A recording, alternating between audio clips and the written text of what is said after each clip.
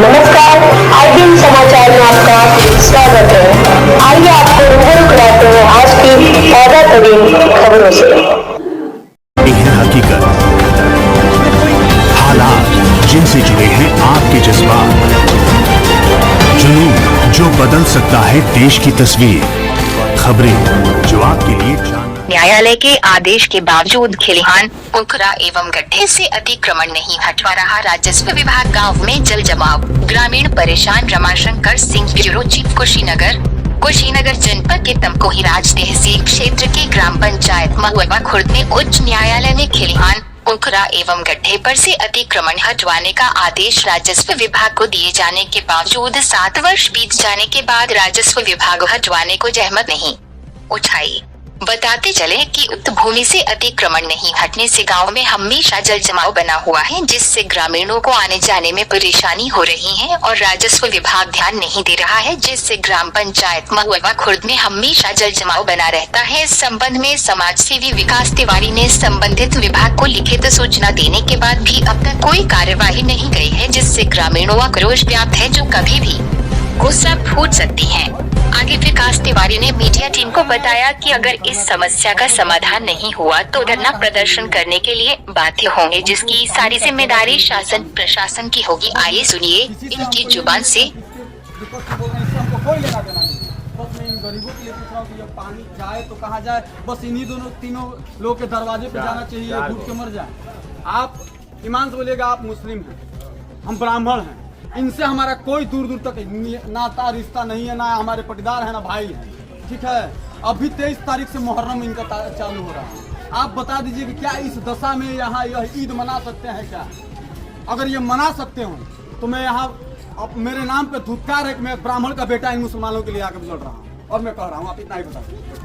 आप मुस्लिम हैं, क्या आप इस घर में ईद मना सकते हैं? इस दरवाजे पे यहाँ पानी पी सकते हैं? एक का पानी नाली बना है, सामने आपका गड्ढा, अवैध नाली बना है, लेकिन गड्ढे का पानी इसके घर में आ रहा है, तो नाली का पानी कहाँ जाएगा? नाली का पानी जाने का सवाल पैदा नहीं होता है। उधर से पानी इधर आ रहा है, चार तरफ से आता है, इसमें चारों तरफ का पानी उसी पर ढक जाता है, चार तरफ से आता है पानी। आप मुझे बता दीजिए कि इसमें हम मना सकते हैं क्या? आप एक और चीज आइए, मैं दिखाना चाहता हूँ। वह बच्चा आज नहीं तो कल मर जाएगा।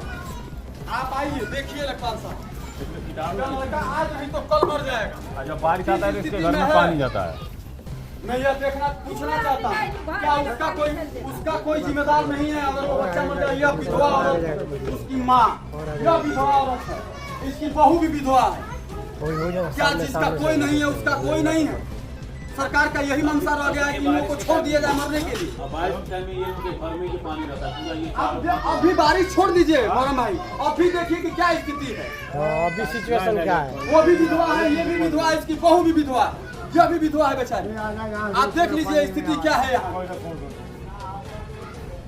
नहीं आना है तो क्या इन्हीं लोगों का 3-4 लोगों का मकान हो गया कि इनके घर में पानी जाए? और 7 सालों से लड़ाई हो रही है। जब धान का फसल आता है तो गेहूं में बनेगा, और गेहूं का फसल आता है तो धान में बनेगा। मैं ये पूछना चाहता हूँ कि धान और गेहूं का कटने से इस नाली का और इस गड्ढे का क्या तात्पर्य है? क्या गेहूं कट जाएगा विकास तिवारी का या पूरे गाँव का, तो उस गड्ढे का पानी विकास तिवारी के खेत में जाके गिरा लेंगे क्या? या गाँव के किसी व्यक्ति के खेत में गिरा लेंगे क्या? जब सरकारी जमीन में गिराना है तो आखिर यह असुविधा धान और गेहूं के नाम पर क्यों खेला जाए?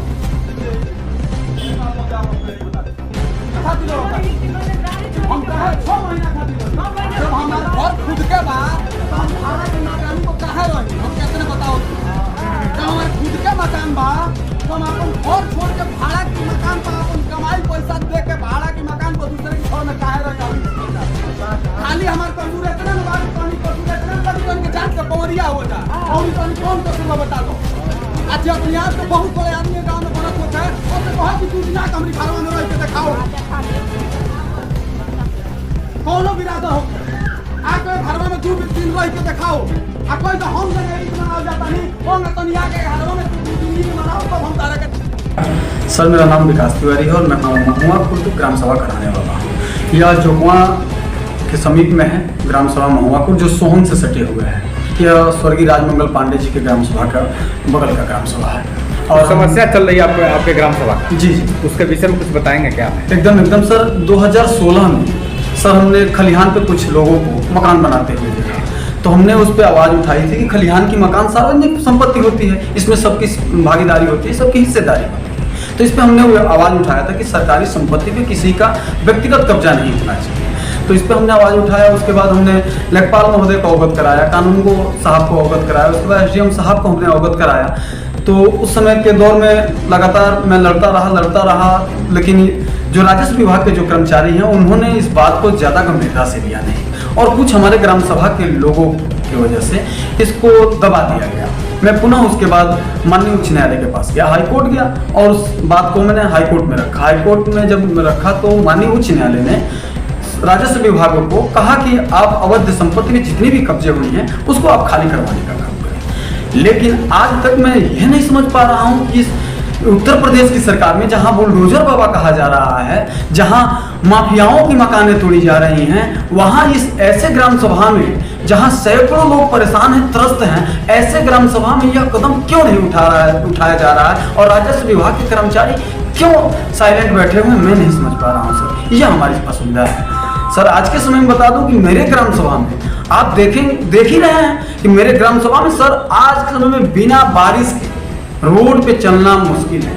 ग्राम सभा में गरीबों के घर में इस समय पानी घुसा हुआ है, वो भी गंदी नाली का पानी। इतने कंप्लेन और पेपरबाजी करने के बाद जी क्या कोई अधिकारी आपके ग्राम सभा में अभी तक आया है या नहीं? सर कोई अधिकारी नहीं, कोई एक अधिकारी नहीं सर। निवेदन पे निवेदन, और तहसील दिवस, थाना दिवस, जिला अधिकारी महोदय, सभी के पास जाने के बाद भी अभी कोई एक भी अधिकारी नहीं।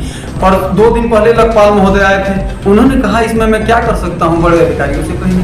हम लेखपाल महोदय को अवगत करा रहे हैं, अब बताइए हमको क्या करने की आवश्यकता है। अधिकारी तो आपने बड़े भी नहीं छोड़े हैं जी, मैंने वही मैं पूछ रहा कुछ हूं। अधिकारी को भी आपने छोड़ा नहीं है जी अवगत तो कराया, लेकिन फिर भी क्या वजह है? वजह क्या है आखिर? सर वजह यह है कि कुछ चुनिंदा लोगों की वजह से लेखपाल महोदय को पूर्व में 2 लेखपाल महोदय चले गए सर इस लड़ाई के दौरान, और तीसरे लेखपाल महोदय अभी कुछ महीने यानी कि उस मामले को देखने जो आता है उसकी ट्रांसफर कर दी जाती है। ट्रांसफर कर दी जाती है, और जब तक रहते हैं तब तक हाथ उनका मुट्ठी बांध दिया जाता है। क्यों बांध दिया जाता है और उनको मुख को बंद कर दिया जाता है, ये बहुत बड़ी समस्या है। मतलब रोक दिया क्या लगता है इससे आपको? सर लगता तो यही है कि हमको नहीं लगता कि बुलडोजर बाबा के समय में और यह कहीं कार्रवाई होनी है। विगत 6 सालों से 6-7 साल हो गए सर, 2016 का है, और 2016 में सर आपको डेट वाइज बता दूंगा किस तारीख को माननीय उच्च न्यायालय का आदेश भी आया। नेक्स्ट अगर कोई कार्रवाई नहीं होती तो क्या करें सर?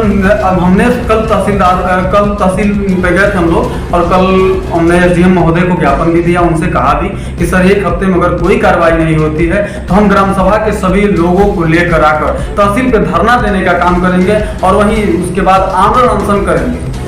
अगर सर उससे नहीं हो पाएगा तो हम पलायन करेंगे, उन लोगों को लेकर गांव छोड़ देंगे, दूसरे जगह बसने को मजबूर हो जाएंगे। सर मैं ग्राम सभा को लेकर के लड़ाई लड़ने के लिए देखिए मैं कितने कदम चला हूँ, प्रत्येक पेपरों में, प्रत्येक न्यूज पेपरों में सर, तमाम न्यूज पेपरों में आप लोगों का सहयोग भी रहा है। देखिए आमरण अनशन तक विद्यालय के प्रांगण में हमने करने का काम किया है सर। उसके बाद अभी कल SDM महोदय से भी हमने कहा, हाई कोर्ट तक का दरवाजा खटखटाया, माननीय उच्च न्यायालय तक की बातों को ठुकरा दिया राजस्व विभाग के कुछ कर्मचारियों ने। अब इससे ज्यादा हम क्या कर सकते हैं? अब उससे ज्यादा यही कर सकते हैं इस ग्राम सभा को छोड़ दें, इस ग्राम सभा को छोड़ के पलायन कर लें, कहीं और जाकर